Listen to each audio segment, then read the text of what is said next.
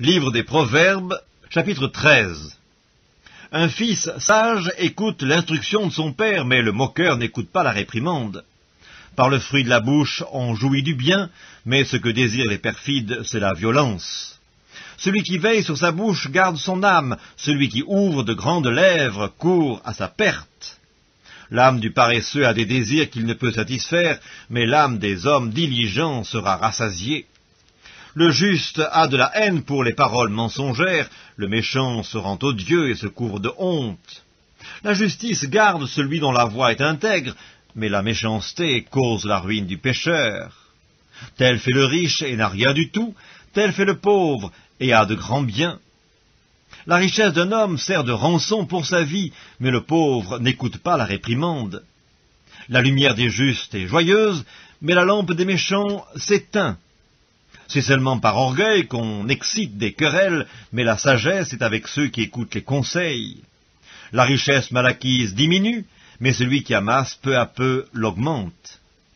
Un espoir différé rend le cœur malade, mais un désir accompli est un arbre de vie.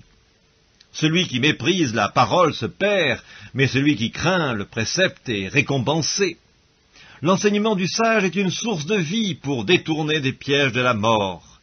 Une raison saine a pour fruit la grâce, mais la voie des perfides est rude. Tout homme prudent agit avec connaissance, mais l'insensé fait étalage de folie. Un envoyé méchant tombe dans le malheur, mais un messager fidèle apporte la guérison. La pauvreté et la honte sont le partage de celui qui rejette la correction, mais celui qui a égard à la réprimande est honoré.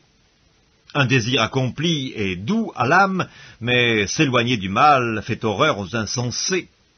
Celui qui fréquente les sages devient sage, mais celui qui se plaît avec les insensés s'en trouve mal. Le malheur poursuit ceux qui pêchent, mais le bonheur récompense les justes. L'homme de bien a pour héritier les enfants de ses enfants, mais les richesses du pécheur sont réservées pour le juste. Le champ que défriche le pauvre donne une nourriture abondante, mais tel périt par défaut de justice. Celui qui ménage son bâton a de la haine pour son fils, mais celui qui l'aime cherche à le corriger. Le juste mange et satisfait son appétit, mais le ventre des méchants éprouve la disette.